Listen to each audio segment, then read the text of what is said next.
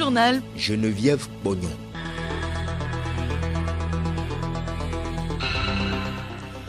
Beau temps à Lomé, temps ensoleillé. Madame, Monsieur, bonjour et merci de nous rejoindre à l'heure de l'édition de la mi-journée. Mademoiselle Moladja Abraï Chimène, 23 ans, porte depuis hier la couronne de la reine de la beauté togolaise. Elle a été élue lors de la grande finale de l'élection Miss Togo Palais des Congrès de Lomé. Fini la saison pluvieuse et des récoltes, les producteurs agricoles sont dans la période de la campagne des feux de végétation. Comment se fait la gestion des feux de brousse dans la préfecture de Pédial? Des réponses à suivre dans ce journal. Le métier de meunier, autrefois exercé par des personnes d'un âge donné, intéresse de plus en plus des jeunes.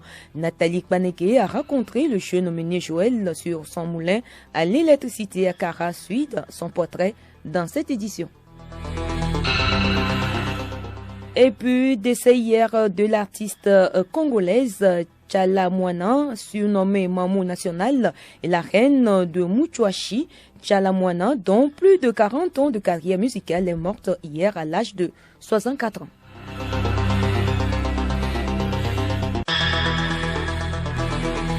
Radiolomé.tg.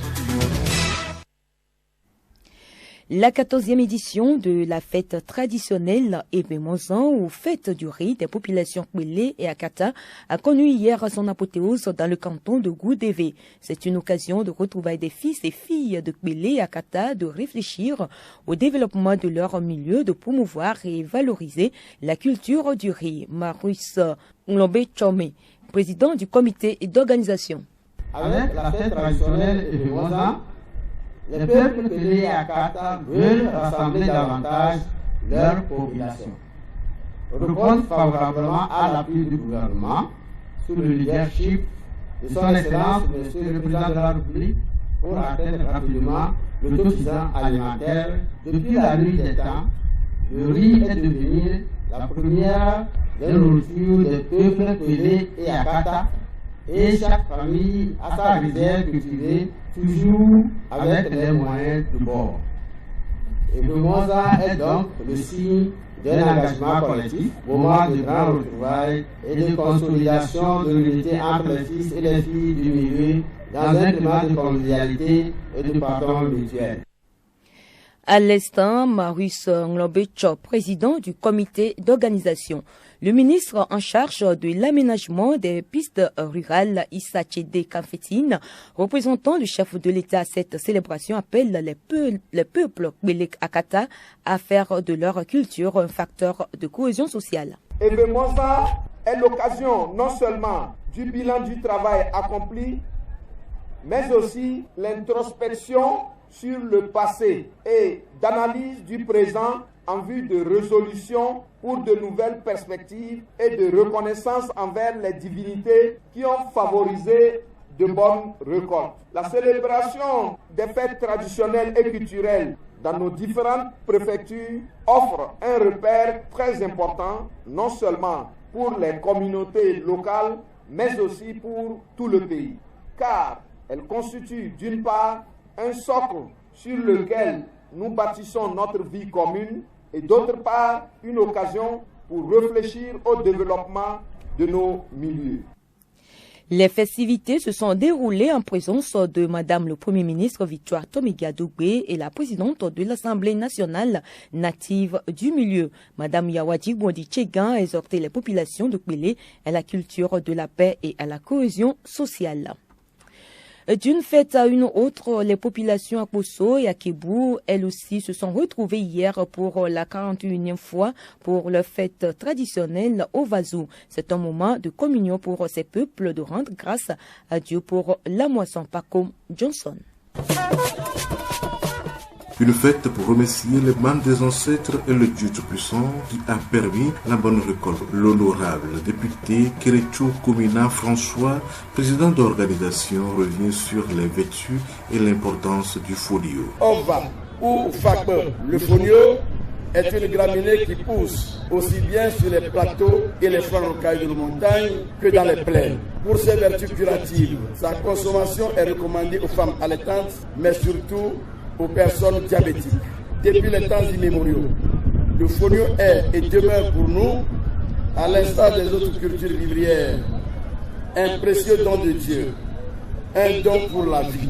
Tout en exhortant ces deux peuples, Akbosso et Akebou, au travail, le ministre Christian Trimoa, représentant personnel du chef de l'État, invite à la consommation locale. Nous devons inlassablement continuer à travailler, à produire, à augmenter notre moisson. Il est nécessaire que nous confortions notre autonomie alimentaire et que nous revisitions nos modes de vie pour nous attacher fortement à la consommation locale. Préférons le wahe, le fonio, de l'Akbosso et de l'Akebou, cuisinés de 1000 manières, plutôt qu'au couscous venu d'ailleurs. Quelques assistants parlent de leur motivation à cette fête. Ce qui m'a motivé à être ici, c'est parce que qui parle du fait, parle d'un Akbosso et parle d'un Akebou. C'est toute une communauté d'ensemble. C'est une sorte de retrouvailles. Puis eux aussi, ils sont toujours parmi nous pour la fête traditionnelle d'Onchou. Voilà, ça me dit, c'est la fête d'identité qui réunit le peuple Akbosso et Akebou. Ça marque leur identité. L'union entre Akbosso est marquée principalement par cette fête. Rendez-vous est donné donc pour l'année prochaine.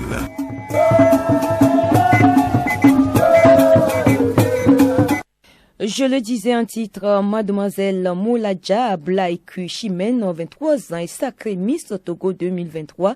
C'était hier lors de la grande finale au Palais de Congrès de Lomé. Mademoiselle Moladja pour première dauphine, Senvor Edem Ayele Sarah et deuxième dauphine, Dovi Perla Eugénie. Deuxième année en technique de commercialisation 1m78. La Miss Togo 2023 estime qu'elle a été élue grâce à sa détermination. Je suis très heureuse ce soir d'être élue Miss Togo 2023. Je remercie les membres du jury de m'avoir sélectionnée. Pour mon mandat, je vais me concerter avec le comité et on va décider ensemble. Ça n'a pas été facile, mais je crois que c'est avec mes atouts personnels et ma détermination que je suis arrivée là. On est toutes belles, personne n'a démérité. Comme c'est une couronne, le pourquoi j'étais choisie. Le public livre ses impressions à l'issue de la soirée. C'est le Togo qui gagne. À vrai dire, je suis très heureuse parce que mes 3 candidats sont dans le quintet. Vraiment, je suis très heureuse et bonne chance pour la Miss Togo 2023. C'est bon, mais j'aurais aimé que ma petite soeur, le numéro 16, soit premier dauphine ou deuxième dauphine. Le président du comité national de l'élection Miss Togo, Gaspard Baka, se dit satisfait de la soirée. Un bonheur visible d'une soirée agréable, d'un sens accru d'avoir accompli une très belle mission. C'est une grosse machine que vous tournez pendant une année et des fois quand vous avez le rendu, c'est pas toujours évident de le digérer. Maintenant, quand c'est accepté comme ça, comme on a vu au niveau de l'applaudimètre, ça fait une joie au cœur, un peu de baume au cœur et ça vous requinque et vous donne encore la force d'avancer. Le mandat de la Miss, depuis 10 ans maintenant, nous ne connaissons pas le mandat. C'est ça la difficulté même de la chose. Chaque fille veut innover, veut donner son propre projet social. La soirée a été entretenue par plusieurs artistes togolais. Autre sujet de cette édition, clôture de l'atelier de formation sur le traitement valorisant l'image de la femme dans les médias au Togo à l'ère du Web 2.0, organisé du 8 au 9 décembre dernier à Tapamé. Cette rencontre a permis aux participants de prendre des engagements et des résolutions pour redorer l'image des femmes dans les médias. Koudima Tossim à Top à Tapamé. À l'issue des communications, échanges et débats en matière de la promotion des bonnes pratiques visant à redorer l'image de la femme, des résolutions ont été proposées, amendées et adoptées à l'unanimité. Il s'agit notamment pour chaque média de revisiter le contenu de ses productions médiatiques en éliminant les stéréotypes pour davantage protéger la femme et promouvoir l'égalité des sexes. Il a été aussi retenu la création des rubriques de sensibilisation sur la promotion de l'équité genre. En clôturant les travaux de cet atelier, le conseiller technique auprès du ministre de la Communication et des Médias, Ambroise Clévor, a félicité les participants pour l'assiduité, le sérieux et la contribution apportée par les uns et les autres pour enrichir les débats. Il a exhorté les participants à s'approprier les thématiques et surtout à mettre en application les conseils et enseignements reçus pour valoriser l'image de la femme au Togo. Atopa Takpame, Kundjima Tossim pour Radio Lomé. Parlons toujours de la femme. Un café sur le genre a mis fin hier à la campagne des 16 jours d'activisme contre les violences basées sur le genre, initiée par les associations Femmes d'Action et Cœur Solidaire avec le ministère en charge de la promotion de la femme. La rencontre vise à renforcer l'engagement des acteurs dans l'égalité genre. Anna Tekoumealo, présidente de l'association Cœur Solidaire. Jeannette nous a quittés brusquement pour entamer un nouveau voyage, mais elle n'est pas morte. C'est pourquoi, malgré le vide qu'elle a laissé, notre foi est grande et notre espérance justifie l'arrêt. Toutes nos excuses pour ce son. Le programme des Nations Unies pour le développement PNUD met en place des stratégies pour aider les victimes à briser le silence. Il fait partie des métiers peu brisés, pourtant très importants. Le métier de meunier, autrefois exercé par des personnes d'un âge donné, connaît de plus en plus des ambassades. Des jeunes au quartier Carasud, Nathalie Banegué a rencontré le jeune meunier Joël sur son moulin à l'électricité. Il nous raconte comment il est rentré dans ce métier et l'exerce. D'un air accueillant, Joël, cougue de taille, teint noir, est diplômé en maçonnerie, mais il s'est converti en meunier à la suite d'une maladie qui a rendu certains de ses doigts invalides. Par la grâce de Dieu, je vois que ça marche un peu. C'est sur un moulin, on a amené le meunier. Le meunier n'arrive pas à intéresser son travail. Et j'ai dit que je vais apprendre ça comme ça, voir comment ça serait. Et j'ai appris ça et j'ai su ce qui est dedans. Aujourd'hui, ça m'a intéressé, je suis en train de faire ça. Avant là, on amène le compteur, on dépose et le meunier, il travaille. Jusqu'à la fin du mois, on amène la facture. Mais aujourd'hui, il faut être un peu vigilant et très habile sur le moulin. Sinon, chaque fois que tu restes sur le moulin, tu vas voir que les kilowatts vont te dépasser. C'est pourquoi aujourd'hui, si on amène les vieux dans les moulins, ils ont eu peur de travail.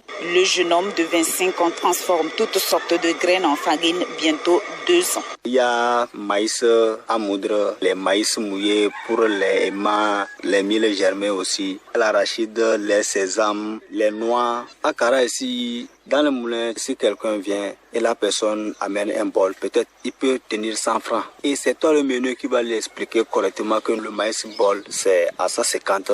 On fait sur les kilowatts. Parce qu'il y a d'autres femmes, ils disent que comme je me suis habitué avec le meunier là, je vais amener comme ça, il va me faire. Voilà que toi, ce que tu fais là-bas, tu dois rentrer compte. La rigueur et le respect d'autrui sont des valeurs qu'il incarne dans ce travail. Le moulin, c'est quelque chose qui fait du bruit et ça crée des problèmes aux gens dans les milieux. Il y a les heures où il faut se reposer. Même si toi-même tu ne veux pas se reposer, il y a les cohabitants. Il faut laisser les gens vont se reposer, les élèves qui viennent de l'après-midi. Et vers 14h, les gens sont en train de repartir dans leur boulot. Tu es libre à faire ton travail. Mais le moment que les gens se reposent, toi, tu démarres le moulin, ce n'est pas bon. Toi-même, tu es hors de ton travail. Visiblement, Joël n'est pas prêt à abandonner ce métier car, dit-il tout souriant, je suis utile à ma communauté et j'arrive à réparer la machine en cas de panne. De Kara, Nathalie Panengue pour Radio Lomé. L'actualité, c'est aussi la saison des pluies et des récoltes qui sont finies. Les producteurs agricoles sont en plein pied dans la période de la campagne des feux de végétation, un moment où les populations sont confrontées parfois à des feux de brousse. Nous sommes dans la préfecture de Pendial. Quelles sont les causes et les manifestations des feux de brousse? La réponse avec le commandant Noumevi Komla-Dossou, directeur préfectoral de l'environnement et des ressources forestières. Il est au micro de Sylvain Bassabi depuis Pendial. Dans la préfecture de Pendial, la sensibilisation de nos voyantes populations sur la campagne de mise à feu précoce dans la préfecture de Pendial a débuté depuis le 28 septembre 2022 par la mise en place des comités locaux de surveillance des formations végétales. En octobre, avec l'appui du programme des Nations Unies pour le développement, l'ANPC, nous avons redynamisé les clubs des maires et les femmes leaders de la préfecture de Pendial en technique de sylviculture et la promotion des AGR en substitution du bois vert pour la vente et la carbonisation, puis en technique de gestion des feux de végétation. Grâce à l'appui de USAID et à l'ONG GEVAPAF, gestion de l'environnement et valorisation des produits agroforestiers, un dialogue communautaire entre agriculteurs et éleveurs de la préfecture a été organisé par canton afin de recueillir des difficultés et approches de solutions. Le commandant Noumevi Komlan Dossou invite la population de Kpenjal à plus de vigilance.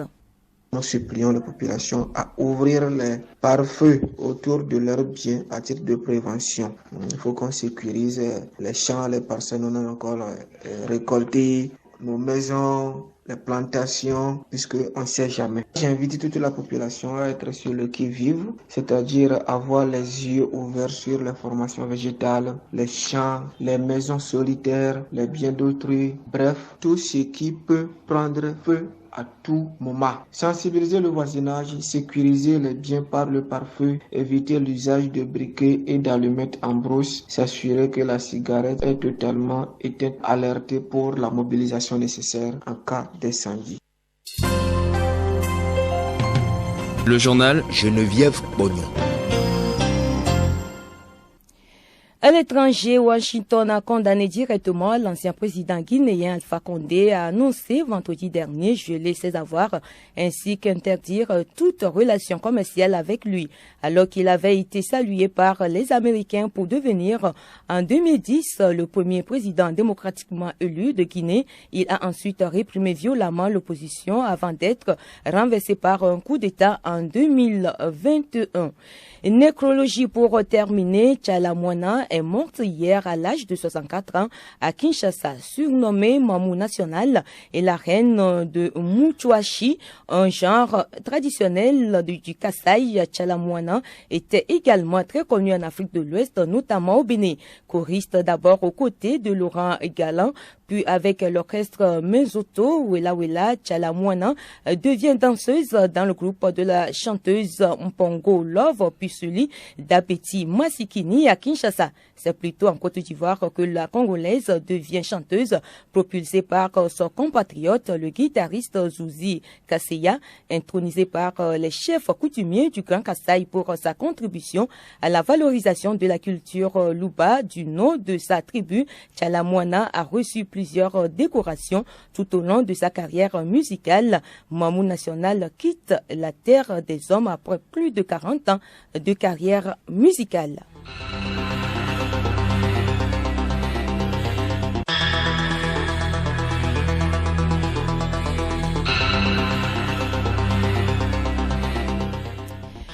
Point final à cette édition. Merci à vous qui nous avez suivis. Merci également à Fatih Derman pour la collaboration technique. La réalisation était assurée par Emmanuel Amegblame. Avant de nous quitter, retenez que Mademoiselle Moladja Abra Ekuchimène, 23 ans, porte depuis hier la couronne de la reine de la beauté togolaise.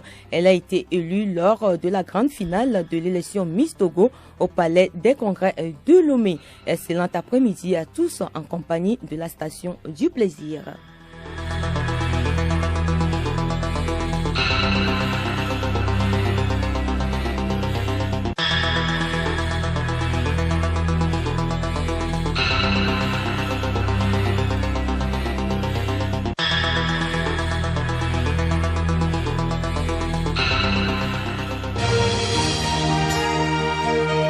Radio Lomé, boîte postale 434, email radiolomé@radiolomé.tg.